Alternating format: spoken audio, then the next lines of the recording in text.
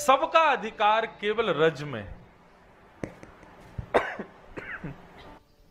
मुझे प्रिय लगे तो फिर सब कृपा करेंगे। फिर ये सबका जानना आवश्यक नहीं कि ठाकुर जी की प्राप्ति के लिए किशोरी जी, किशोरी जी की प्राप्ति के लिए यमुना जी, यमुना जी की प्राप्ति के लिए ब्रजवासी, ब्रजवासियों की प्राप्ति के लिए जय, फिर वो तो नीचे चलते ही चले जाओ। परंतु इन सबके पास अधिकार प्रदान करने में एक में सामर्थ्य है, और वो है ब्रज की रज में।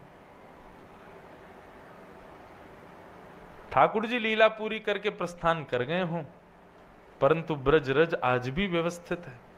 भागवत में वर्णन आता है इतना सुंदर कि जब श्री अक्रूर जी महाराज वृंदावन पधारे ठाकुर जी को ले जाने के लिए मथुरा, बहुत ध्यान से सुनना। तो अक्रूर जी महाराज जब वृंदावन पधारे तो अक्रूर वन, अटल वन, जिसको आजकल अटल्ला चुंगी बोलते हैं वृंदावन में, तो अटल वन के पास जब अक्रूर जी महाराज पहुंचे तब ठाकुर जी उसी समय गौ चारण करके वहां से निकले। कुछ गायों का झुंड पीछे से जा रहा था और अक्रूर जी गैयाओं को देख करके समझ गए कि ये लाल जी की गैया जा रही हैं। अक्रूर जी महाराज अपने रथ से उतरे और उतर करके पुष्टि करने के लिए, देखने के लिए कि ये ठाकुर जी ही गए थे क्या, वहां रज को देखने लगे। और जब रज को देखा तो उन्होंने क्या पाया, एक तरफ तो छोटे छोटे खुरों के निशान हैं, गड्ढे हैं, और दूसरी तरफ बड़े बड़े खुरों के चिन्ह विराज रहे हैं। और एक तरफ छोटे खुर, एक तरफ बड़े बड़े खुर, और बीच के पगडंडी पर एक तरफ बहुत सारे चरण हैं और एक तरफ अति शीतल कोमल अद्भुत चरणार बिंदुओं के चिन्ह बने हुए अकेले ठाकुर जी के। अक्रूर जी ने उसी समय नेत्र बंद किया और छवि का दर्शन किया कि ठाकुर जी गौचारण करने जाते कैसे हैं। तो उसका वर्णन ऐसा है कि एक तरफ तो ठाकुर जी की सब बड़ी बड़ी गैया चले, गैया चल रहे हैं, गैया के साथ नंदी चल रहे हैं, और एक तरफ सब छोटे छोटे बछिया बछड़ा आदि ये सब चल रहे हैं। बछड़ा बछियान के बगल में ठाकुर जी के सब ग्वाल बाल चल रहे हैं और गैयान के बगल में लाल जी चल रहे हैं।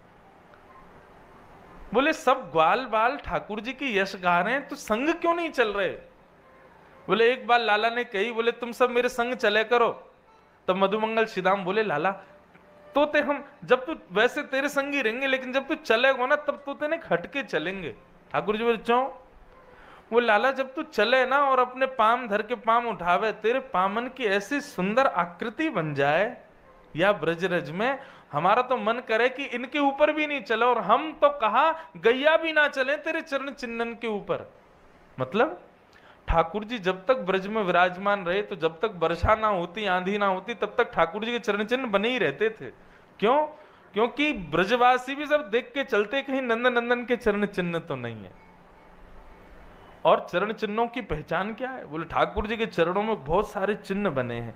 वज्र बना है, अंकुश बना है, ध्वजा बनी है, वज्रांकुश ध्वज सरो रोहलांच नाट्यम उत्तुंग रक्त विलसन नख चक्रवाल। और सबसे बड़ी पहचान, ठाकुर जी जैसे ही चरण रख के उठाते हैं उतने हिस्सा में चरण चिन्ह तो बने ही जाते हैं, बाकी उसमें सुगंधी भी आने लग जाती है ठाकुर जी के चरणों की। ऐसे चरण चिन्हों से पूरा ब्रजमंडल आच्छादित है। मैं अपनी कथाओं में कहा करता हूं, वैकुंठ में ठाकुर जी शेषनाग पे ही रहते हैं, और कहीं जाना हो तो गरुण जी को बुला लेते हैं। पैर नहीं रखते जमीन पे, और रखते भी हैं तो सोना चांदी की जूती पहने अपने चरणन में। ये बिना पादुकाओं वाला चरण तो केवल वृंदावन को प्राप्त है। जिस चरण की रज के लिए पूरा विश्व लालायित रहता है, जिन चरणों को केवल धोकर के ब्रह्मा जी ने कमंडल में भरा और पृथ्वी पर विसर्जित किया, तो महादेव की जटाओं में होते हुए वही गंगा बन गई। सोचो, यहां जैसे आपकी काशी में, हरिद्वार, ऋषिकेश में गंगा है ना, वैसे हमारे वृंदावन में रज है। यहां गंगा स्नान का जितना फल है, हमारी ब्रज की रज को माथे से लगाने का उतना फल है। क्यों? क्योंकि श्री हरि चरणामृत से कम नहीं है वो। इसलिए ब्रज उपासकों को चाहिए, और चाहिए क्या, ब्रज उपासक लेते ही सबसे पहले रज का आश्रय है। हमारे वृंदावन में देखो, ब्रज उपासकों के माथे पर रज निश्चित दिखेगी। क्यों? क्योंकि इस रज की ही कृपा है कि किशोरी जी, ठाकुर जी, यमुना जी सब स्वीकार करते हैं। जो वृंदावन में दंडवत करने के बाद अपने कपड़ा झाड़ ले, अपने माथे माथे पहुंच ले, कहा लग गयो, ऐसे ऐसे कर ले, तो समझ लो इसने ठाकुर जी की बड़ी अहतु की कृपा को स्वीकार करने से ठुकरा दिया। इसलिए रज रज बहुत आवश्यक। तो ये वृंदावन के पंचायतन हैं, इनमें रज का आस्वादन, रज का सामीप्यकरण बहुत आवश्यक है। तभी श्री जी कृपा करेंगे, तभी लाल जी कृपा करेंगे। तो सबसे पहले ब्रज को पकड़ो, रज को पकड़ो, रज के बाद यमुना जी, यमुना जी के बाद फिर सब स्वीकार करते ही जाएंगे। पर अभी क्या है, वृंदावन में सब सीधे ठाकुर जी के पास जाते, रज से कोई मतलब नहीं, यमुना जी से कोई मतलब नहीं। हमने वृंदावन के पंचायतन आजकल कोई और बन गए, पंच हैं तो कोई और जो हमने बताए, पर बन कोई और गए। कौन बन गए? पेड़े, लस्सी, टिक्की, आलू की, गोपी ड्रेस और बंदर, ये सब वृंदावन के पंचायतन बन गए। ये नहीं है, ये चौकीदार हैं वृंदावन के। हाँ, जिनका नाम लिया मैंने बताया था कथा में, ये चौकीदार हैं। ये अपने से आगे जाने ही नहीं देते आपको। वृंदावन गए, क्या किया महाराज? वो भल्ला खा के आए, लस्सी पी के आए, मतलब चौकीदार से मिल के आ गए आप, भीतर ही नहीं जाने दिया उसने आपको। पंचायतन, अब की बार वृंदावन जाओ, हमारी प्रार्थना, हम हर कथा में निवेदन कर रहे हैं, क्योंकि वृंदावन में भीड़ बहुत बढ़ गई है। पर भीड़ बढ़ी है, वैष्णव भाव वाले नहीं बढ़े। प्रदर्शन वाली भीड़ बढ़ी है, दर्शन वाली भीड़ नहीं है। इसलिए आप लोग तो कम से कम जहां जहां कथा करें वहां वहां तो लोगों को समझाएं कि दर्शन के भाव से जाओ और इन पंचायतनों को प्रणाम पहले करो। भले ही बिहारी जी को अगले दिन पूज लेना, पहले इन पांचों को प्रणाम कर लो। बिहारी जी अगले दिन वो वहीं खड़े हैं, कहीं नहीं जाएंगे।